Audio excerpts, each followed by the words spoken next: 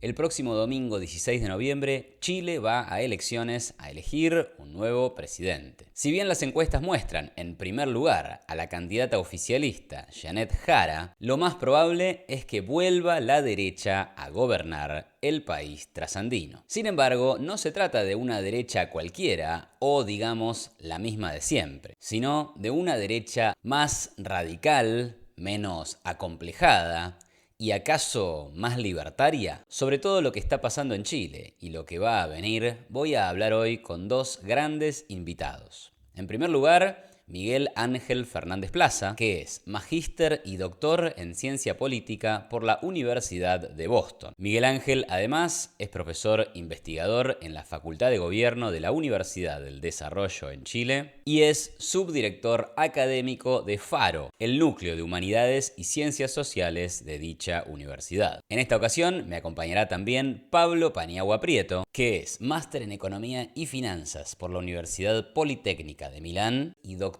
en Economía Política de la Universidad de Londres. En Chile, Pablo también es profesor y director de la maestría en Filosofía, Política y Economía de la Universidad del Desarrollo. A continuación, podés ver la charla completa que tuve con Miguel Ángel y Pablo acerca de lo que está pasando en Chile y lo que puede venir de cara a estas elecciones presidenciales.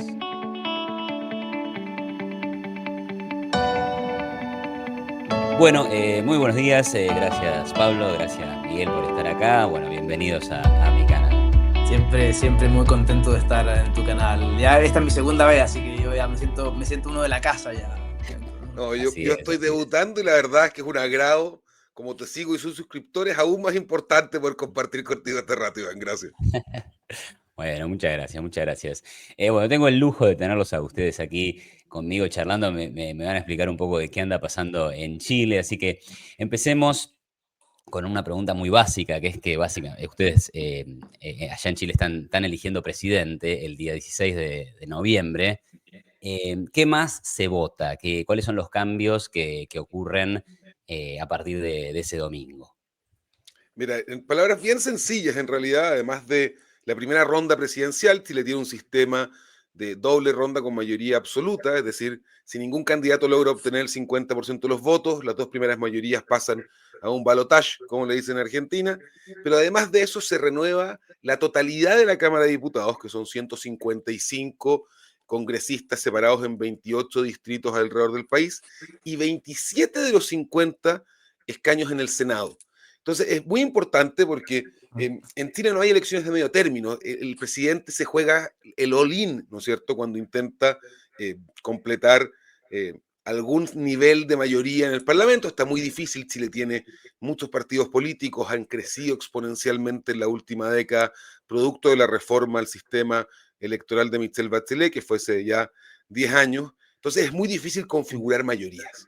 Lo que hubo durante los 90, los 2000, esas coaliciones programáticas tipo concertación, la verdad es que ya son cosas del pasado. Chile está mucho más parecido a lo común que ocurre en Latinoamérica de partidos desinstitucionalizados con vínculos electorales. Entonces, básicamente lo que vamos a ver ahora el 16 de noviembre es tener la primera ronda presidencial entre 8 candidatos y elegir más de la mitad del Senado y la totalidad de la Cámara Baja. Claro, en ese sentido es una elección súper importante porque va a definir, ¿no es cierto?, la posibilidad de hacer reforma o no de reforma en el futuro. Así que es una elección sumamente importante. Si bien probablemente va a haber una segunda vuelta presidencial, sin duda de aquí a las elecciones va a ser un cambio radical de la forma de hacer política. Pero como Miguel Ángel decía, lo más probable es que la fragmentación política se vaya a mantener. Y, y, O y sea, en el balotaje se define el presidente, pero en la primera vuelta electoral queda definido el Congreso. ¿Esto es así? Así es. Y fíjate que hay un aliño especial a esta elección, porque cuando fue el proceso de las reformas constitucionales, los intentos fallidos, la convención del 2022, se bajaron los quórums para reformar la constitución y las leyes orgánicas especiales que versan con temas como el Congreso, el Banco Central, la educación, la salud. Y eso significa que un bloque que logre mayoría, por ejemplo, qué sé yo, la izquierda lograse tener los 87 escaños, podría ser tipos de reformas de quórum constitucional como la del Banco Central. Entonces, es por ende la elección más importante en términos parlamentarios de los últimos 35 años en Chile, porque esa reducción de los quórums pone, de alguna manera, en riesgo instituciones que son claves para la estabilidad chilena, como por ejemplo el Banco Central, como por ejemplo el servicio electoral, en lo que yo veo. Claro. Y también está el aspecto del voto obligatorio, Miguel Ángel, si nos podía un ¿Mm? poco dar un poco de noción respecto a estos cambios que hubieron, porque había un debate un poco al respecto de que si tenemos voto obligatorio o no, ¿no es cierto? Fíjate que Chile ha pasado ya por 3 instituciones electorales distintas durante los últimos 35 años. Inauguramos la democracia con un sistema de inscripción voluntaria y voto obligatorio que duró hasta el 2009. Después tuvimos voto, inscripción automática y voto voluntario que duró poco más de una década y ahí bajaron mucho las tasas de participación. Y ahora, a raíz también de las discusiones que se dieron entre el 2022 en adelante, se volvió al voto obligatorio, pero con esta inscripción automática. Entonces hay 15 millones y medio de chilenos y extranjeros avecindados legalmente por 5 años y más, que ya te voy a explicar por qué es importante aquello, que están convocados a la elección de este mitad de noviembre. Y allí lo importante es que una discusión muy larga, Iván, muy larga, acerca de si tenía que haber multa o no en el voto obligatorio y a quién se aplicaba esa multa. Y como es todo en política, ¿no es cierto? El cálculo de los agentes comienza a intentar llevar algo a su molino, y lo que terminó ocurriendo fue que la Constitución mandata que haya una multa, que la ley tiene que establecer la forma y el monto, pero el gobierno lo dilató muchísimo. Esto recién se llevó a ley hace un par de semanas atrás, que quedó una multa que va entre los 30.000 y los 100.000 pesos, pero que no aplica a los extranjeros que están habilitados para votar en Chile. Y eso es porque todas las encuestas del mundo de los inmigrantes muestran que era favorable en una cuantía demasiado amplia hacia las fuerzas de la oposición y no hacia el oficialismo, y eso explica un poco lo que está ocurriendo. Pero vamos a tener una elección inaugural, primera vez que van a estar convocados tanta gente a votar y probablemente vamos a tener una tasa de participación superior al 80%. Y eso cambia los Claro. cálculos políticos. Entonces, tanto a nivel de magnitud, de cantidad de votantes y tanto de número de elecciones, claro, como Miguel decía, es probablemente la elección más importante de los últimos, al menos de los últimos 20 años a nivel democrático en Chile. Hay dos cosas que me surgen a partir de escucharlos, ¿no? Pero, entonces, ¿hay algún riesgo de que se genere una mayoría en el Congreso que modifique alguna cuestión de estas que son mayúsculas? Decías la independencia del Banco Central, por ejemplo, o dado lo que se anticipa que va a pasar, finalmente eso no va a ser un problema. Ha sido tan dinámico en las simulaciones que hoy en día, por ejemplo, la primera opción está en que las oposiciones, que son muy amplias en Chile, tengan la capacidad de llegar al 50% de los escaños en el Parlamento. Pero eso está en función de dos cosas, dos grandes peros. El primero es que la candidatura de Janet Jara efectivamente no logre superar los 35 puntos. Y lo segundo es que una lista de izquierda minoritaria, logre hacerle algún daño a la lista del oficialismo en algunos distritos clave. ¿Y por qué ocurre eso? Cuando gana Janet Jara, la militante comunista, la primaria, se instala la idea de que va a haber una lista de unidad de toda la izquierda chilena. Pero un candidato que participó en la primaria, que se llama Jaime Mulet, se dio cuenta que si iba en esa fórmula, su partido iba a desaparecer. Y como buen cazador de renta electoral, lo que hizo básicamente fue armar una propia lista al lado de la oficial. Y eso cambió mucho las probabilidades de que la izquierda lograse tener mayoría en el Congreso. Ahora, es una alternativa, sí existe, pero ha disminuido mucho la probabilidad por efecto de la fuerza de las oposiciones en conjunto. Claro. Y lo segundo, dijiste que entonces a los extranjeros no se les cobra multa si es que no van a votar.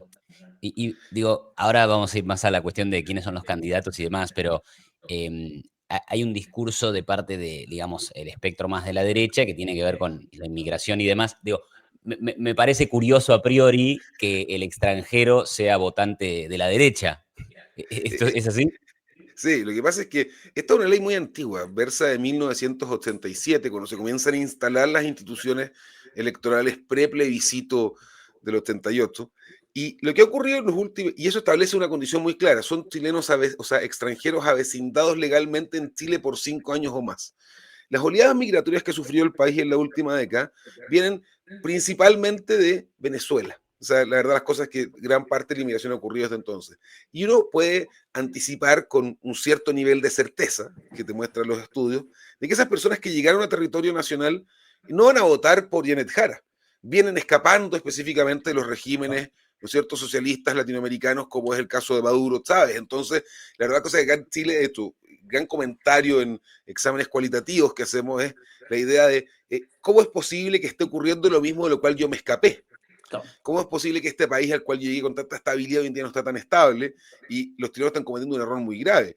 Eso es un factor clave también en el plebiscito del 2022, por ejemplo, en el rechazo abrumador a la propuesta refundacional de la convención de ese entonces. Pero por eso se da esta disyuntiva, a pesar de que el lenguaje de los candidatos en migración es muy duro, vamos a cerrar la frontera, aquellos que están legalmente en Chile ven con malos ojos a los inmigrantes ilegales, pero además de eso entienden la realidad y lo que está en juego en una elección. Es muy parecido a lo que ocurre en el sur de Florida con Estados Unidos. Los inmigrantes legales votaban a favor de Donald Trump y las segundas Claro. generaciones, pero en el fondo ya estaban en desacuerdo con los inmigrantes ilegales porque les hacían un daño reputacional también muy potente. Claro, de hecho iba a mencionar el caso de Miami, Florida, porque, claro, el votante latinoamericano del sur de la Florida, primero fueron importantes en la elección de Bush, ya hace casi Sí. varias décadas, y después, ¿no es cierto?, votaban por Trump a pesar de que el discurso de Trump era precisamente contra inmigración, pero ellos ya estaban residentes ahí, entonces tenían otra perspectiva, ¿no es cierto?, de lo que estaba ocurriendo en el país. Algo parecido es lo que está ocurriendo con el votante, con la migración, con el votante migrante en Chile. Súper, súper interesante las complejidades, pero bueno, claro, se entiende, es muy clara la explicación para entender ese fenómeno que a priori parece extraño, ¿no? Así que bueno, vamos ahí a la cuestión de los candidatos. Mencionaron ya a Janet Jara, ya es curioso que sea del Partido Comunista, ¿no? Ustedes saben que acá recientemente comunista ha adoptado ya es una mala palabra, ¿no? El presidente Milei acusa al gobernador de la provincia de Buenos Aires de comunista, lo usa como agresión. Allá en Chile el partido es importante y Jara es la que está primera en las encuestas, viene de ese partido. ¿Qué nos pueden contar un poco de sus ideas, de políticas, económicas, que tiene para ofrecerle a sus votantes? Bueno, de partida interesante la figura de Jara. Bueno, la historia del Partido Comunista en Chile es bastante interesante. Probablemente Miguel la maneja mejor que yo. Pero obviamente hubo un tiempo que estuvo prescrito, prohibido, y recién se empieza a incorporar nuevamente, ¿no es cierto?, la democracia con la vuelta de la democracia en los años 90 y efectivamente, finalmente, con la transición, con la reformulación del Frente Amplio y la nueva mayoría en el gobierno de Bachelet, ya en el 2014 pues finalmente el Partido Comunista vuelve como a tener ministro y a ser parte un poco más del mainstream. Y desde ese momento, desde el 2014, desde que el gobierno de Michelle Bachelet II nombra a un ministro comunista dentro de su coalición, el Partido Comunista ha tendido a crecer a nivel de relevancia política. Hasta el punto, ¿no es cierto?, que hoy que la candidata que es la coalición, que como representa la coalición, ¿no es cierto?, forma parte de ese partido. Y Janet Jara, importante decirlo, ¿no es cierto?, que Janet Jara forma parte del Partido Comunista no hace poco, sino ya desde 1989 que ella está vinculada originalmente con las Juventudes Comunistas y eventualmente, ¿no es cierto?, dentro del partido, incluso alcanzando niveles importantes dentro de ese partido. Dale, Miguel. Sí, mira, sumando lo que decía Pablo, efectivamente, Janet Jara es una figura que irrumpió por su carisma más que por su posición política dentro de las encuestas. Lo que termina ocurriendo con ella, y esto es muy interesante de analizar, es que ella es de alguna manera la punta del iceberg de un proceso de crecimiento del Partido Comunista en Chile durante la última década, como bien declaraba Pablo, un Partido Comunista que en Chile data de la década del 20, 1922, que se pone sobre los hombros de algo que se llama el Partido Obrero Socialista de Chile, que nace a principios de 1900 con la cuestión social. Un partido muy larga data, estuvo proscrito, como bien decía Pablo, con el último gobierno radical en el 40 y el 50, la ley de defensa permanente de la democracia se llamaba para que nos escuchan puedan tener el dato histórico, pero lo que termina ocurriendo con esta candidatura hoy en día es que crece muy rápidamente, se aprovecha de una primaria con voto voluntario que se corrió a la izquierda. De hecho, Carolina Toá, que era la candidata ministra del Interior, candidata a la centroizquierda, con parte de la herencia de la izquierda de la Concertación que gobernó 20 años, de alguna forma pierde de una manera muy brutal, o sea, 60 puntos sacó Janet Jara, y eso la construye en una triunfadora con un problema muy grave. Estaba encerrada en dos elementos. Primero, en la aprobación del gobierno del presidente Boric, que está en un increíblemente estable 30%. Y lo segundo, con un nivel de rechazo muy alto. De las candidaturas de primera línea, Janet Jara es la que tiene, según las encuestas, la mayor cantidad de valoración negativa de su imagen. Y eso le pone un techo muy importante. Entonces, Claro. ella se hace muy fuerte al principio en un mundo del 20% en el cual Chile no estaba tan acostumbrado, candidatos que sacan entre 20 y 30% para pasar a segunda vuelta, no las grandes mayorías del 90, del 2000 o de la década del 2010. Y desde ahí ella lo que se hace es construir esta plataforma en torno a su carisma y en torno a algunos pergaminos, entre comillas, que le heredó el gobierno, como fue la reforma de pensiones, que es lo que más dice, y la ley de 40 horas, que su efecto económico es malo, pero le ha permitido llenar titulares y llegar de alguna manera a un público más amplio. Pero es una candidatura que ha tenido muchas complejidades, Iván, porque la verdad es que está encerrada en ese tercio de la izquierda y no ha podido despegar de allí. Claro, ese punto es importante, disculpe, Iván, que Sí. desde, como decíamos, desde el 2014, ¿no es cierto?, cuando la presidenta Bachelet II, ¿no es cierto?, llega al gobierno y pone a un ministro comunista por primera vez, ¿no es cierto?, desde la vuelta a la democracia, como bien decía Miguel, el Partido Comunista ha tendido a crecer en presencia a nivel político, a nivel de facto, ¿no es cierto?, administrativo, a nivel de subsecretaría, a nivel de ministerio. Entonces, estos últimos 10 años, el Partido Comunista ha crecido en relevancia, pero como bien decía Miguel, pareciera haber como un techo cultural o un techo ideológico, si se quiere, en el votante chileno, que tiende a tener miedo psicológico, tener una cierta aprensión con el Partido Comunista, por lo que pareciera ser que el 33% aproximadamente es como un techo cultural o un techo histórico que ha tenido el Partido Comunista, que hace predecir que Janet Jara es difícil que pueda romper eso porque ella viene de esa tradición. Ella, como decíamos, desde el 1989 ya milita en el Partido Comunista,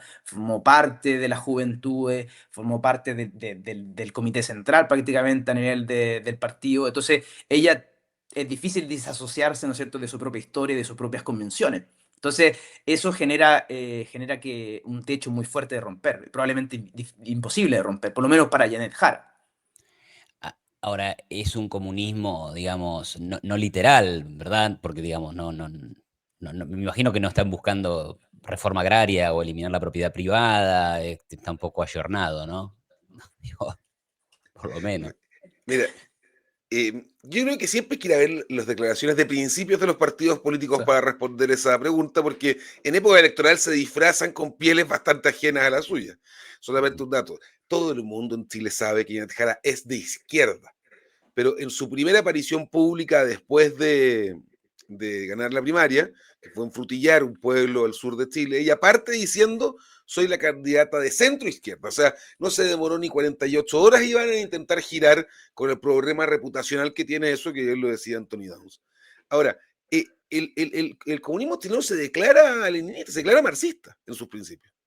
Y nadie viene a decir que ahora que tenían la oportunidad de llevar una candidata presidencial a la moneda, van a cambiar sus principios de la noche a la mañana. Tuvieron 35 años para replantearse si seguían en la lógica de los 60 o de alguna manera se actualizaban a la socialdemocracia de los 90. Entonces, es bien interesante porque ella no da directamente eso, pero por ejemplo, en los debates ella le cuestionaba mucho a otros candidatos, le decía, bueno, ¿cuál es su plan para hacer crecer la economía? Y un candidato, Kass le responde, mi plan es dejar que la economía y las personas que la emprendan puedan libremente llevarse adelante sin la burocracia, sin las estrecheces del Estado. Y eso te demuestra que Janet Jara está pensando que el motor de la economía es el Estado. Y de alguna manera, en esos momentos, pequeños momentos de honestidad, uno puede ver que el Partido Comunista y Janet Jara es una candidata de izquierda que tiene los elementos de la izquierda, que no es capaz de abocarse a principios de democracia liberal. No he podido decir nunca que Cuba es una dictadura o que Venezuela es una dictadura con letras claras.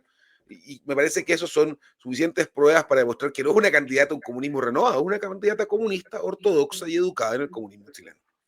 Sí, de hecho, es interesante, como decía Miguel, desde Maquiavelo, ¿no es cierto? Sabemos que los políticos dicen una cosa y pueden creer otra, ¿no es cierto? Y claro, el caso de Janet Jara, si bien ha hecho un trabajo, ¿no es cierto?, encomiable en decir que es de centro izquierda, decir que es una persona renovada, y un poco distanciarse, ¿no es cierto?, de lo que profundamente cree, me imagino, a nivel de historia de vida. Claro, si uno va a la acta del Partido Comunista Chileno, que están todas disponibles en línea, y lo invito a todos los audioscuchas, los que visitan tu canal, de ir al sitio del Partido Comunista Chileno y leer la acta. Yo me he dado el tiempo de leerla en los últimos años.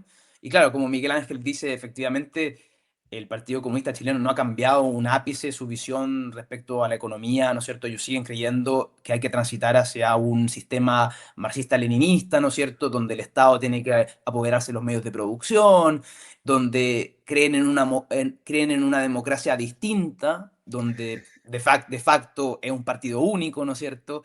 Creen que la democracia liberal, ¿no es cierto?, es una ideología burguesa, etcétera, etcétera. O sea, en el papel, ¿no es cierto?, y ella, ¿no es cierto?, viene de esa historia de más de 20 años de ese partido. Entonces, claro, uno tendría... yo no conozco la psiquis de Janet Jara, Claro. no puedo leer su mente, pero si vemos su historia, vemos la historia de su partido, vemos su historia de vida, mm, a mí me hace pensar que ella pertenece más a esa visión que a lo que ella está diciendo, ¿no es cierto?, con respecto a la democracia liberal, ¿no es cierto?, y a un planteamiento un poco más de centro. ¿Ok? Sí, sí, sí. Bueno, súper interesante. Las encuestas, como les decía, y ustedes lo saben, está Jara es la que está primera, pero en realidad esto se debe a que los candidatos de la derecha aparecen, son muchos y aparecen, bueno, dispersos, digamos, ¿no? Entonces, ¿cómo está la derecha? Por qué hay tres candidatos a la derecha? Digamos, si uno sumara las fuerzas de derecha, se impondrían en la elección. Sin embargo, dado que están separados, tenemos a Kaiser, a Kast y a Evelyn Matei, aparecen abajo de Jara, ¿no? ¿Qué ha pasado en este tiempo o qué está pasando ahora que tenemos estas tres alternativas de derecha? ¿Cómo lo están viendo? En primer lugar, la derecha chilena en ese sentido ha habido un proceso de reacción muy profunda en los últimos años. O sea, el 2019 es un punto de inflexión muy profundo, comienza un poco antes, de hecho, la primera candidatura de Cast es del 2017. Me parece que el 2019 marca un punto de no retorno para las diferencias en la forma, el estilo, muchas veces influenciado también por lo que está ocurriendo en el mundo. La figura de Milei, Bukele, Trump también generan insumos de alguna manera para repensar la posición. Y en ese sentido lo que ha terminado ocurriendo es que uno tiene una derecha tradicional, una derecha de la nueva república, de la transición, que está configurada por Chile Vamos, que tiene de alguna manera en sus críticos la idea de que se ha ido corriendo sistemáticamente hacia el centro, y de hecho la campaña de Lin Matei se ha posicionado estratégicamente desde allí, buscando más reconvertir o traer a gente que era del mundo de la centroizquierda, que apostando al electorado de derecha. Después uno tiene el Partido Republicano, que es el proyecto original de, si uno quiere decirlo, renovación de la derecha, liderado por José Antonio Cast, basado sobre el gremialismo, que es la cuna doctrinaria de la Unión Demócrata Independiente. Y eso es muy interesante porque ha habido mucha transición desde personeros de la UDI hasta personeros de republicanos. Y a raíz del proceso del Consejo Constitucional 2023, donde Perdón, el perdón, República... Miguel, ¿Ah? porque Dale. ¿a qué le llamás gremialismo? ¿Qué es? Ya, el liberalismo es una doctrina política de Chile que Ujú. instauró, generó Jaime Guzmán, un profesor de la Universidad Católica, una de las figuras más importantes probablemente de la derecha en Chile en los últimos 60, 50 años, que establecía básicamente la capacidad de la subsidiariedad como motor o fuerza de una sociedad, y además de eso, que los cuerpos intermedios no podían estar infectados por política partidaria. Es decir, que cada rol dentro de una sociedad cumpliese con su objetivo. Y eso, que tuvo una cuna muy importante de políticos en Chile, especialmente en la Unión Demócrata Independiente durante los 70, los 80, los 90. De hecho, Cast es gremialista y la base fundamental del Partido Republicano se erige sobre esta idea de la subsidiariedad y los cuerpos intermedios no politizados. Termina ocurriendo de alguna manera que se separa de la UDI porque dice que traiciona las banderas de su origen, especialmente en temas valóricos. ¿Eh? Es una reacción conservadora de los José Antonio Cast hasta cierto punto. Y después de eso aparece este Consejo Constitucional de 2023, Iván, donde básicamente se separa el Partido Republicano. Y una facción del Partido Republicano que era más libertaria termina formando el Partido Nacional Libertario con Johannes Kaiser a la cabeza. Y desde allí se confirman estas oposiciones. No lograron ponerse de acuerdo, cada uno está en su lucha hegemónica por encontrar su espacio político en este sistema tan fragmentado, que además de eso está ocurriendo que se genera un proceso de renovación propia electoral. Los jóvenes, por ejemplo, hoy en día están mucho más cercanos a Kaiser y Kast que a Belín Matei. Y esto no solamente se ve en las encuestas, se ve en la militancia de los partidos políticos. Entonces, está un proceso uno le dice la lucha hegemónica por el sector de la derecha de alguna manera en términos electorales, pero la realidad es que hay proyectos políticos que están buscando nitidez y certezas y otros proyectos políticos que están buscando ampliar la base. Hay solamente un dato, hay un libro muy antiguo de ciencia política que se llama Repensando el Centro de Timothy Scully, que él decía que el centro en Chile no existía, solamente es una base en comparación de lo que está a un lado y otro. Y la verdad es que en este momento en Chile está pasando algo parecido. Evelyn Matei y su posición se da en que no es Janet Jara, tampoco es Kast o Kaiser, de alguna manera. Y eso es bien interesante porque te ayuda a explicar mucho lo que está ocurriendo en términos de la percepción del votante. De hecho, de cierta manera yo creo, de mi propia interpretación también de lo que está ocurriendo en la derecha, que está ocurriendo un proceso parecido a lo que ocurrió en la izquierda hace 10 años atrás, ¿no es cierto? Sí. Acuérdate que, Iván, que la Concertación, ¿no es cierto?, que era una coalición de partidos de izquierda, pero relativamente progresistas, liberales, ¿no es cierto?, de centro-izquierda, tuvieron la hegemonía política, ¿no es cierto?, desde el año 90 hasta como el 2010, por así decirlo aproximadamente, grosso modo. Y lo que fue ocurriendo, ¿no es cierto?, fue que esa coalición de partidos de izquierda se fue deteriorando, fue perdiendo hegemonía, fue perdiendo, ¿no es cierto?, arrastre con los jóvenes sobre todo. Y en las grandes protestas estudiantiles, ¿no es cierto?, de los 2010, surge un nuevo movimiento estudiantil, un nuevo movimiento de jóvenes que busca, ¿no es cierto?, quitarle la hegemonía, ¿no es cierto?, a esa coalición. Y ahí surge el Frente Amplio, ¿no es cierto?, y los grandes partidos, ¿no es cierto?, que hoy son el presidente, ¿no es cierto?, que está en la cabeza del presidente hoy. Entonces lo que ocurrió fue que la Concertación murió de facto, murió electoralmente, ¿no es cierto?, en el 2014, con la configuración de la nueva coalición que hoy se llama, no sé, que se llamaba la Nueva Mayoría, donde estaba el Partido Comunista, donde estaba el Frente Amplio, y donde estaban más sectores más radicales, ¿no es cierto?, sectores más extremos de izquierda que veían con malo ojo a la Concertación porque lo veían de neoliberal, porque lo veían, ¿no es cierto?, como un partido de la tercera vía.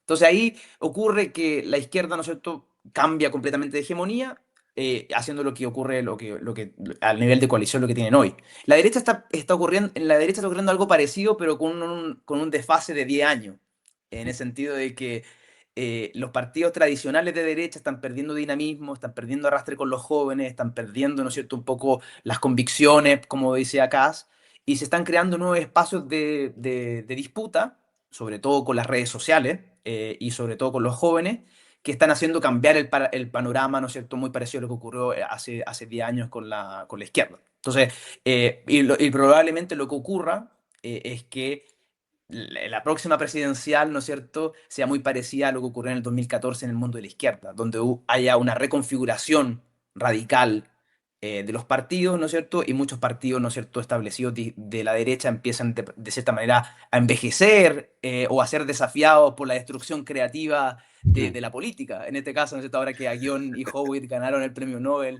de la economía, lo que está ocurriendo en Chile es una destrucción creativa política.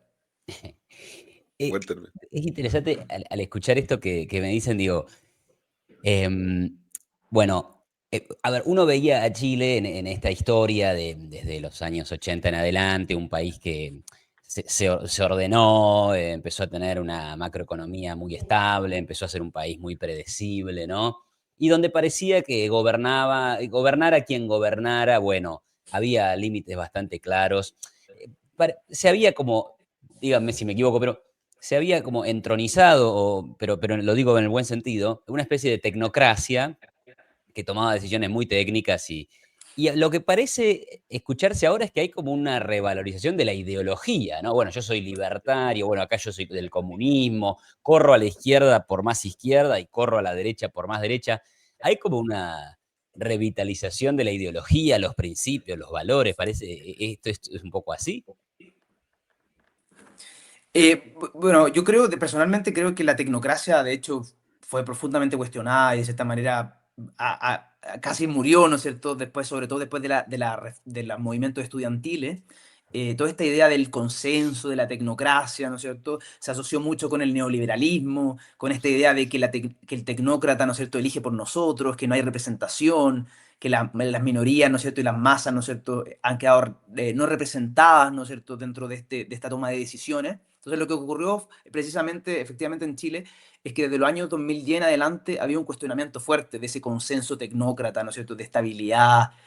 Como dicen en Chile, Chile era un país fome, era un país aburrido, ¿no es cierto?, donde los tecnócratas, ¿no es cierto?, había un consenso desde izquierda y derecha con respecto ¿no es cierto?, cómo llevar el país. Ese consenso y esa tecnocracia, ¿no es cierto?, ha sido profundamente cuestionada y hoy, ¿no es cierto?, surgen estos debates un poco quizá, por así decirlo, más valóricos, más ideológicos, ¿no es cierto?, relacionados a otras temáticas, ¿no es cierto? No sé cómo lo has visto, Miguel. Lo veo parecido, yo lo que rastreo, y esto lo dice la ciencia política también, es toda la culpa de los demócratas cristianos. ¿Y por qué me quiero hacer cargo de las palabras que uno dice? Cuando la generación de los demócratas cristianos volvió a gobernar con Patricio Elwin en el 90, tenía una generación de personas que había tenido un altísimo nivel de capital humano incorporándose al gobierno y también al Congreso. Probablemente es una generación de esas que pasan una vez por cada medio siglo en Chile, que se unen los astros y que son capaces de comprender la prudencia política con la técnica económica, con la técnica política, con la técnica también, me parece muchas veces estadística, que es muy importante, aunque no lo crean hoy en día. Después de eso, el 97 comienza a caer profundamente la democracia cristiana y los autoflagelantes, que era la versión más de izquierda, que estaban de alguna manera escondidos y arrepentidos porque se habían adoptado las políticas liberales del 80, se habían mantenido y expandido con la ampliación de Chile a los mercados internacionales, fueron paulatinamente encontrando poder, fíjate, Iván. Y cuando se pierde el gobierno en el 2009, los personas tecnócratas, que en gran parte venían de un sector del PPD, Partido por la Democracia, sector de la centroizquierda, la socialdemocracia, quedan relegados del gobierno, no encuentran espacios de poder y en el Congreso son estos grupos autoflagelantes los que habían conseguido poder. Y desde allí viene la debacle paulatina. Sin una técnica ni una generación dotada de esas herramientas en el gobierno y en el Congreso con cada vez más participación de políticos profesionales electorales, ¿no? De alguna manera, tecnócratas que tengan niveles suficientes de capital humano para algunas veces comprender lo que a primera vista no es tan obvio, terminó ocurriendo que se fue erosionando muy fuerte. Efectivamente, los movimientos del 2011, que parten del 2006, también ponen algo de relevancia muy importante, que rompe un consenso básico, parece que el mundo está volviendo hoy en día.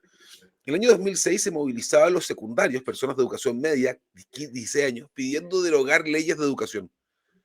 En el mundo donde son los propios estudiantes secundarios los que quieren hacer las leyes de educación, hay algo que se está comenzando a invertir de alguna manera el orden, ¿no es cierto?, natural de las décadas anteriores. Y eso fue terminando hasta un punto donde en la posverdad también se instala con mucha fuerza, la estadística se interpreta según un marco ideológico, con unos lentes específicos. Es impresionante, en Chile en los últimos 10 años, tú le puedes poner el mismo dato a dos personas y dependiendo del lente ideológico que tengan, te van a interpretar un mundo absolutamente distinto. El Eso se Gini vio se ha mucho, eso se vio mucho en la pandemia, eso se vio mucho con los números muchísimo. de la pandemia. Uf. Una cosa, y es una cosa en verdad de no comprender también la técnica estadística básica que tiene esos elementos. Pero desde allí en adelante lo que ha pasado es que las personas comienzan de alguna manera, a agarrar el gusto, a comenzar a presionar a sus políticos para que tengan al menos claridad en ciertas líneas. Y esa claridad en ciertas líneas ha sido el discurso de los últimos, parece, 3 años que se ha instalado en las oposiciones, mientras el gobierno, muy derrotado por el efecto de su proyecto de la convención, el gobierno real se termina en septiembre del 2022, estamos a noviembre de 2025, pero la verdad es que el gobierno del presidente Boric original se acabó ese día, duró 6 meses básicamente, y entonces ha tenido que navegar con una careta política compleja para ellos, con temas que no les acomodan, economía y seguridad, y al mismo tiempo los votantes comienzan a pedir certeza en esas áreas, lo cual le da mayor potencial reputacional a las derechas, a las oposiciones, a como se pueda declarar, Sí. básicamente. De hecho, me acuerdo el libro de Levitsky Ziplat, ¿no es cierto? ¿Por qué mueren las democracias? Dice, en una parte dice, uno puede tener reglas, uno puede tener constituciones, ¿no es cierto? Uno puede tener instituciones, ¿no es cierto? Bonitas, Banco Central independiente, pero si la gente no se pone de acuerdo, no hay consensos comunes, ¿no es cierto? No hay un mínimo común denominador con respecto a ciertos valores, ciertas creencias, con respecto, ¿no es cierto?, a la economía o con respecto a la democracia liberal. No hay democracia, ¿no es cierto?, que aguante, no hay país que pueda surgir. Y yo creo que de cierta manera Chile se encuentra un poco en esa encrucijada donde ese mínimo común denominador, esa mínima convergencia con respecto a hacia dónde queremos transitar, hacia qué valores queremos transitar, qué cosas son importantes, qué tipo de economía es importante, qué tipo de democracia liberal es importante, en la medida que Chile no vuelva a rescatar esa convergencia que fue muy fuerte en los años 90, ¿no es cierto? Quizá por motivo, ¿no es cierto?, de la Guerra Fría. Veo difícil, ¿no es cierto?, que Chile pueda poner orden económico y político en el largo plazo si no está ese mínimo común, ¿no es cierto?, cultural entre ambas facciones. Hmm. Bueno, yendo a esa cuestión de largo plazo o de desarrollo económico en Chile, uno podría pensar en el fenómeno Milei acá en Argentina y decir, bueno, miren, tuvimos muchos años de kirchnerismo, luego vino Macri, que era una derecha moderada, una centro-derecha, por ahí parecida a lo que sería un Piñera en Chile, o incluso Matei, que vendría a ser su heredera. Pero claro, como el gobierno de Macri terminó muy mal, y ya veníamos mal con el kirchnerismo, entonces era natural que apareciera una opción. Ahora esta opción, que es la de Milei, es como muy, bueno, libertaria, promercado, aperturista, desreguladora, eh, cree en una reducción del gasto público. En ese sentido, surge Kast y Kaiser, ¿no? Pero ¿cuáles son los desafíos de Chile? Porque uno, cuando lo vemos de afuera de Chile, digamos, cuando a mí me preguntan acá en un medio qué pasa con Argentina, yo digo, mire, nosotros tendríamos que tener el riesgo país que tiene Chile, tendríamos que tener la inflación que tiene Chile. O sea, uno se suele referenciar en el éxito de Chile, pero bueno, entiendo que ustedes estando ahí, Pablo, sé que has escrito un trabajo muy interesante sobre esto, parece que en el último tiempo no vienen muy bien las cosas en economía, ¿verdad? Sí, bueno, claro, Chile efectivamente desde hace 10 años que tiene un problema, quizá un poquito más de 10 años, Chile tiene un problema importante de crecimiento económico. De hecho, muchos economistas en Chile lo llaman la década perdida, prácticamente, donde los salarios reales, ¿no es cierto?, se han estancado, la absorción de los jóvenes en el mercado laboral se ha estancado, ¿no es cierto? Tenemos colegas que han trabajado en Faro en este tema. La macroeconomía a nivel macro, ¿no es cierto?, el país ha dejado de crecer. Entonces, claro, Chile tiene problemas serios. eh, Tanto de corto plazo y de largo plazo, porque Chile, recordemos lo que Chile viene cayendo, su productividad viene cayendo ya casi desde inicio de los 2000. Entonces, Chile tiene como dos grandes problemas. Un problema de largo, estructural, que es un problema, ¿no es cierto?, de capital humano, un problema de productividad, que ha ido cayendo, y encima de eso, ¿no es cierto?, tuvo un shock de malas políticas públicas desde el 2014 en adelante, que de cierta manera le pusieron más efecto a ese efecto de largo plazo. Entonces, Chile tiene un problema de Fue un corto y, acelerante. claro, fue un acelerante de esa pequeña, ¿no es cierto?, pérdida de productividad. Entonces, Chile tiene dos problemas. Problemas de largo plazo, de largo arrastre, que son los de productividad, que probablemente un gobierno sea incapaz de solucionarlo. Y estos problemas de enmendar ese corto plazo, ese shock de corto plazo que ocurrió aproximadamente en el 2014, ¿no es cierto?, en adelante, que son malas políticas públicas. Yo creo que debido a que, ¿no es cierto?, en Chile, Miguel Ángel conoce mejor esta situación, en Chile acortamos el periodo presidencial, entonces los presidentes tienen 4 años. Entonces, en 4 años y con un sistema político fragmentado, es muy difícil hacer reformas, ¿no es cierto?, estructurales de largo plazo. Entonces, lo más probable es que el próximo gobierno, que probablemente sea de derecha, va a tratar de reconstruir el daño hecho en el corto plazo, dejando, ¿no es cierto?, las reformas de largo plazo probablemente quizá para otro momento. Y claro, en ese sentido, en el corto plazo, probablemente lo más importante es replantearse, ¿no es cierto?, los impuestos corporativos, que Chile ha subido los impuestos corporativos situándose por sobre el promedio de la OCDE, es decir, Chile pasó a ser relativamente en comparación con otros países muy poco competitivo a nivel de impuestos corporativos. Entonces, probablemente la primera palanca va a ser esa, volver a un número original parecido al 20-23% de impuestos corporativos, que es lo que tenía Chile antes del 2014, y probablemente, ¿no es cierto?, implementar muchas ideas de mi ley también a nivel de regulación, a nivel de simplificación del Estado. Eso va a ser probablemente las primeras palancas, porque no hay mucho tiempo tampoco a nivel de 4 años, ¿no es cierto? No sé cómo lo ves tú, Miguel. Y son menos de 4 años, porque la verdad es que un gobierno tiene la ventana de oportunidad de los primeros 6 meses, dependiendo cómo esté el Congreso. Ya en el Claro. tercer año el gobierno está pensando en las elecciones municipales, que son muy importantes para el ambiente electoral del año subsiguiente, del año siguiente a ese, que va a ser básicamente la elección presidencial. Fíjate que ahí van, hay algo que es bien interesante, porque Chile no está como Argentina.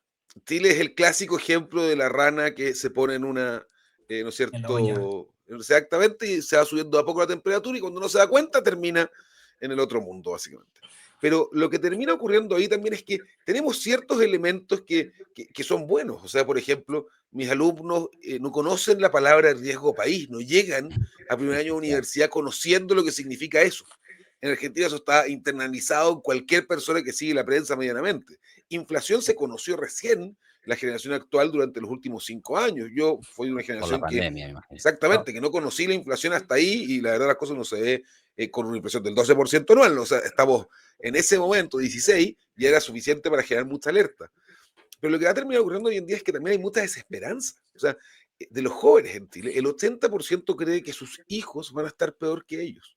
Y eso lo que de alguna manera es todo lo que está relatando Pablo, que no solamente es certero, sino que además para los chilenos es muy triste, termina transformándose también en un efecto social. Y por eso aparecen candidaturas como la de Cast, como la de Kaiser, de alguna manera. No en Claro. el sentido de Milei, que Argentina estaba ya en un pozo demasiado profundo de problemas, sino que en Chile se ocupa mucho, ¿quieren terminar como Argentina? ¿Queremos terminar como Venezuela? El momento es ahora. Entonces, de alguna manera en política, lo que ocurre en el barrio se transforma, o los candidatos deben transformarlo en lecciones para movilizar votantes, para generar ansiedad y eso genera mayor información y que seleccionen sus candidaturas presidenciales. Entonces, es muy interesante porque el fenómeno económico-político en Chile termina de alguna manera con los indicadores duros, que sabemos que vienen mal hace mucho tiempo, y Pablo lo viene estado hablando hace más de 5 años, la verdad, y por otra parte, cómo se transforma en un mensaje político que permite movilizar en una elección. Claro, ha habido como una cierta encrucijada generacional, como decía Miguel Ángel, que las generaciones que vienen después de la nuestra, todos aquellos jóvenes, ¿no es cierto?, que apenas terminaron la universidad o que están cursando en la universidad, se están encontrando en una situación en la que el mercado laboral, ¿no es cierto?, viene un poco en capa caída, salarios reales, ¿no es cierto?, disminuidos, poca capacidad de absorción, entonces esta gente se encuentra relativamente frustrada en comparación con las generaciones anteriores. Porque en el boom, ¿no es cierto? Chile tuvo un boom económico y un milagro económico desde el 85, 89 hasta el 2010 aproximadamente, donde todas esas generaciones les fue siempre mejor que a la anterior. Entonces, a todas las generaciones les fue mucho mejor, se profesionalizaron, estudiaron, ¿no es cierto? Se endeudaron muchas para estudiar y les fue siempre mejor. Y por primera vez ese relato ya no tiene cabida. Por primera vez en la historia contemporánea de Chile, esa historia de que la próxima generación le va a ir mejor está puesta en duda.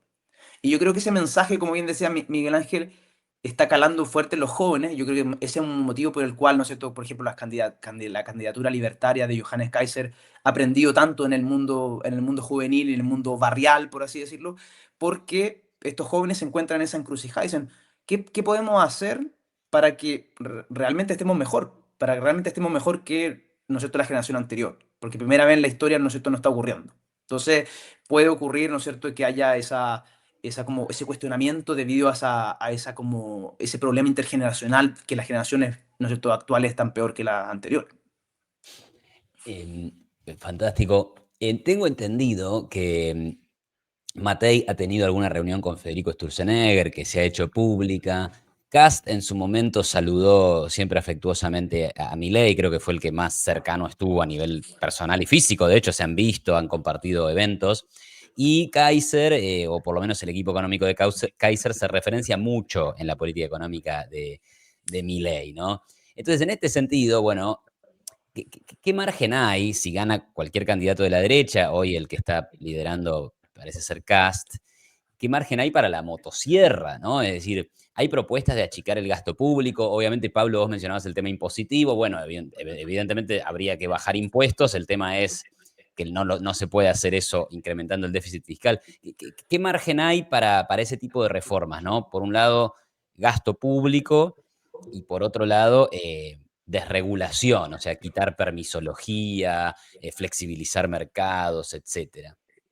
Sí. Bueno, yo creo, como decía, probablemente el foco del siguiente gobierno va a ser en enmendar estos últimos 10 años, ¿no es cierto? El shock de corto plazo en vez del de largo plazo, y por ende el foco va a estar en impuestos corporativos, reactivar, ¿no es cierto?, sectores claves como la construcción y la minería probablemente, y eficientar el gasto del Estado y probablemente, ¿no es cierto?, simplificar. En realidad no es tanto de regular, sino cuanto simplificar el enmarañado regulatorio que tiene Chile, que a nivel regulatorio Chile es un poco un desastre regulatorio en los últimos 20 años. Entonces, yo creo que el foco va a ser en esas tres cosas.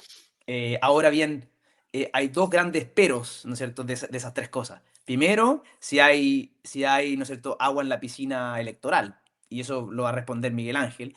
Y segundo, ¿no es cierto?, que estas reformas tienen que hacerse con cuidado por la estabilidad fiscal, ¿no es cierto? El gasto, hay que recortar el gasto público, ¿no es cierto? Hay que bajar el gasto impositivo, pero al mismo tiempo hay que velar por que las finanzas públicas estén estables. Y en ese sentido, por ejemplo, el Comité Económico de Kaiser ha sido bien cauteloso en el sentido de que probablemente va a haber una baja corporativa de impuestos, pero de forma gradual, porque, ¿no es cierto?, hay que hacer las cosas de cierta manera, a diferencia de Argentina, que necesitaba probablemente un shock un poco más fuerte.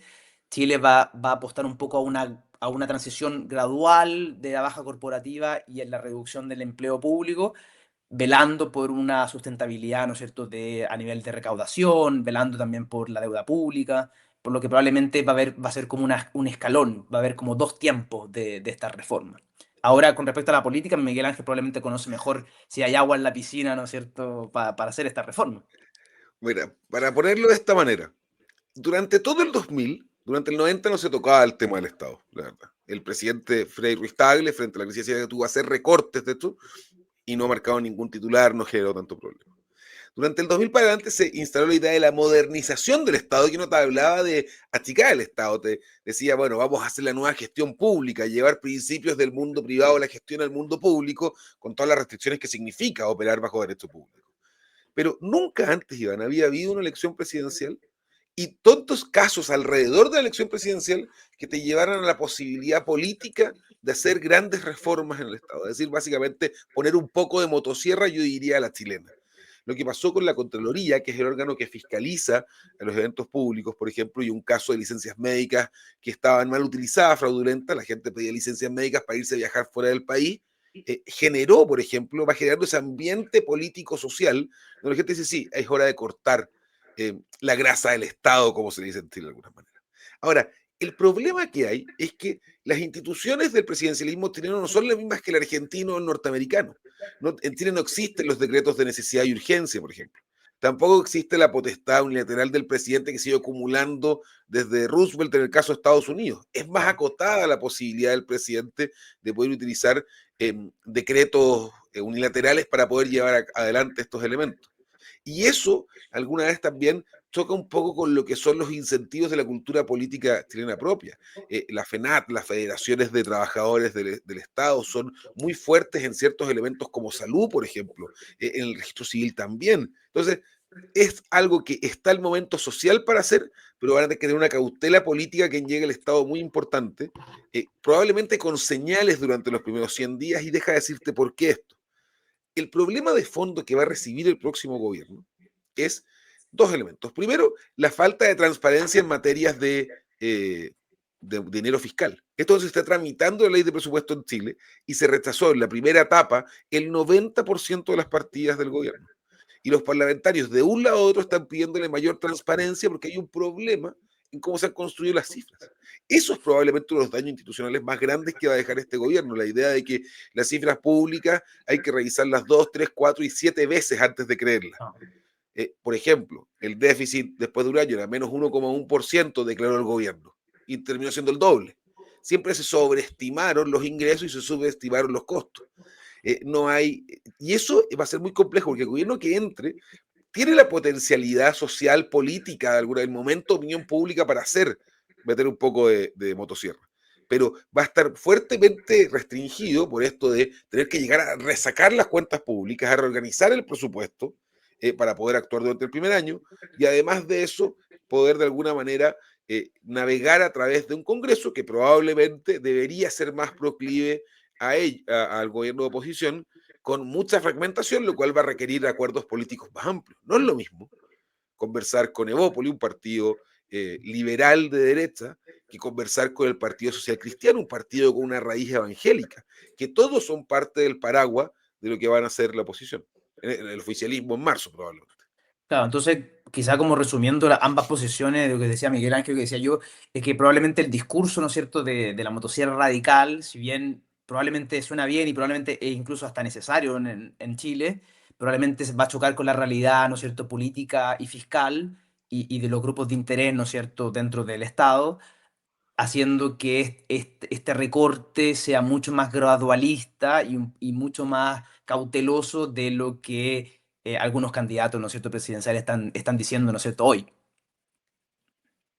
Si se pudiera responder brevemente esta pregunta, Piñera no tuvo este tipo de impronta, no buscó esta, o sea, no buscó liberalizar la economía y eficientizar el Estado, o sea, a lo que voy, ¿no? Que también se pregunta mucho acá, por qué Milei va a ser diferente a Macri? O sea, le hago la pregunta en clave chilena, ¿por qué Kast o por qué Kaiser? ¿Por qué ellos serían diferentes a Piñera?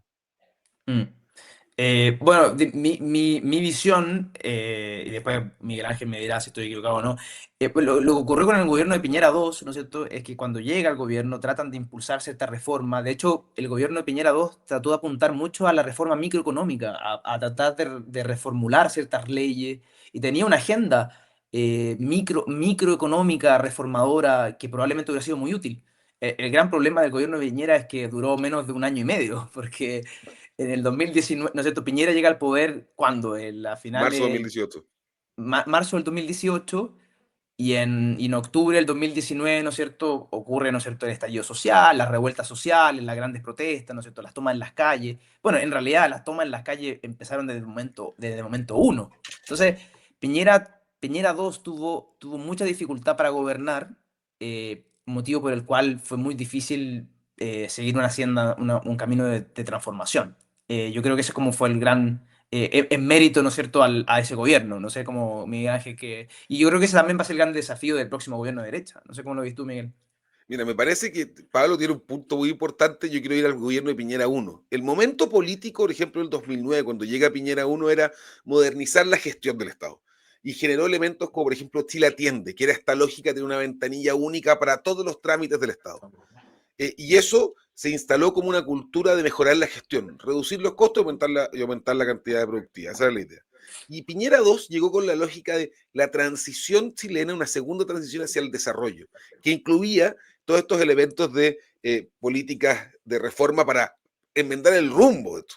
Lo que ocurrió en eso, Iván, es que no lo acompañaba el Congreso. Piñera salió presidente electo la segunda vez con la inauguración del sistema electoral de Michelle Bachelet, que fragmentó rápidamente el sistema político. Y lo que intentó hacer durante los primeros 6 meses fue instalar grandes comisiones para poder de alguna manera hacer trabajo prelegislativo. Y apareció un caso, la muerte de Catrillanca, que era un comunero mapuche, y ahí rápidamente se empezó a erosionar todo. Y después, cuando llegó el 2019, el gobierno se acabó y se transformó en un gobierno de administración de la pandemia hasta el final de sus días, básicamente. O sea, Pero entonces hay una cosa de momento político muy distinto. Y a mí me parece que Piñera ni en su primero ni en su segundo gobierno tuvo la oportunidad de opinión pública, la posibilidad de tener mayoría, al menos en oposición, a la centroizquierda, para ponerlo de alguna manera, es decir, aquellos que no creen que el Estado tiene que crecer más y tiene que ser el motor de la economía para poder sacar adelante unas reformas tan ambiciosas en ese ámbito. claro, claro. Muy bien. Muchas gracias. Bueno, la última, si no nos robo tanto más de su tiempo, vamos a salir de la economía ahora. Vi una encuesta donde uno de los líderes internacionales de mejor imagen entre los chilenos es Bukele, ¿sí? El presidente de El Salvador. Y bueno, obviamente en un marco donde hay una preocupación importante en Chile respecto de temas como la migración y la seguridad, ¿qué nos está diciendo este dato, ¿no? ¿Qué refleja, qué análisis hacen ustedes? Y no solo eso, sino que creo que salió hace poco una encuesta de cuáles eran los chilenos más estimados, más valorados a nivel histórico, y el general Augusto Pinochet, ¿no es cierto?, salía dentro de los ciudadanos, ¿no es cierto?, chilenos más respetados hoy. Entonces, claro, Bukele y Pinochet te ponen un poco una interrogante de qué está pasando en Chile. Y efectivamente yo creo que el ciudadano medio, ¿no es cierto?, el votante, está un poco cansado, sobre todo debido a la erosión del Estado de Derecho. En Chile, ¿no es cierto?, las protestas en el 2019 y sobre todo en el sur de Chile, lo que ha ocurrido, no solo a nivel migratorio, sino que a nivel interno, de seguridad interna, está ocurriendo que el Estado de Derecho fue un poco puesto en duda y se ha un poco erosionado. Ha aumentado la delincuencia, ha aumentado el terrorismo, la impunidad, ¿no es cierto? La cantidad de asesinatos por per cápita, si bien no estamos, ¿no es cierto?, no estamos a niveles tan alarmantes en comparación con el resto de nuestros vecinos latinoamericanos, si lo vemos, si lo comparamos contra nuestra propia historia, ¿no es cierto?, se ha elevado bastante. Entonces, la gente, y bueno, súmala a esto, ¿no es cierto?, estos debates constitucionales, ¿no es cierto?, que llegaron a ninguna parte. Entonces, hay mucha gente que está cansada de la falta de orden, de la falta de Estado de Derecho, de la falta de orden público, la falta de seguridad. Y eso, ¿no es cierto?, explica que personas como Bukele y personas como Augusto Pinochet vuelvan a estar, ¿no es cierto?, dentro de la agenda pública, ¿no es cierto? Porque las personas, de esta manera, hay un agotamiento y hay un cansancio por esta falta de orden. No sé cómo lo ves tú, Miguel. Lo veo muy parecido, quiero comentar algo solamente porque que el primer ministro de Canadá esté primero es muy raro, pero es básicamente porque los canadienses tenemos todos ese mismo sensación de que son buenas personas, un país tranquilo, ordenado, feliz, porque en verdad el 40% dice que lo conoce, y yo me encuentro un poco mucho, en verdad, porque tampoco asumió hace tanto tiempo y no es Justin Trudeau. Pero en el caso de figuras como Bukele, es básicamente lo que decía Pablo, es el sentido de tener certezas frente a un mundo que está con demasiadas dudas y ansiedades. O sea, si algo ocurre en Chile, de lo que decía Pablo, el aumento de la tasa de homicidios por cada 100.000 habitantes, Iván, estamos a niveles similares a mitad de la década de 1960. Y eso efectivamente genera un problema. La victimización está en sus niveles más altos en los últimos 35 años. Las personas viven inseguras y uno de los negocios más grandes en Chile es el negocio de la seguridad hoy en día. Y eso de alguna manera Nayib Bukele lo que se transforma a través de los canales de televisión, las redes sociales, es este líder fuerte que tenía un país muy desordenado y que logró ordenar rápidamente. Claro. Y es en la lógica de las certezas. De hecho, probablemente este es el momento político donde las certezas son lo más importante. Aquí la gente no está buscando y que le prometa la tierra prometida, está buscando a alguien que le dé certezas mínimas, como en la pirámide de Maslow, básicamente, ¿no es cierto? De tener comida, de poder tener un sustento y poder tener seguridad sabiendo que va a salir a la calle y no lo van a balear. Porque el crimen en Chile ha cambiado en los últimos años a ser muy violento.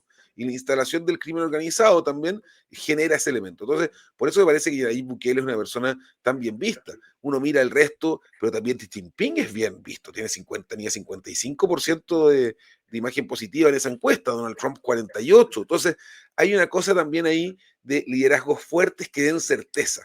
Y de hecho, te lo sumo a la CEP, donde uno de cada 3 chilenos decía que prefería un líder fuerte a un sistema democrático. Y eso también te ilustra aquello, te ilustra la frustración con el sistema, la frustración con estas políticas más lentas, la frustración de alguna manera con la no respuesta inmediata.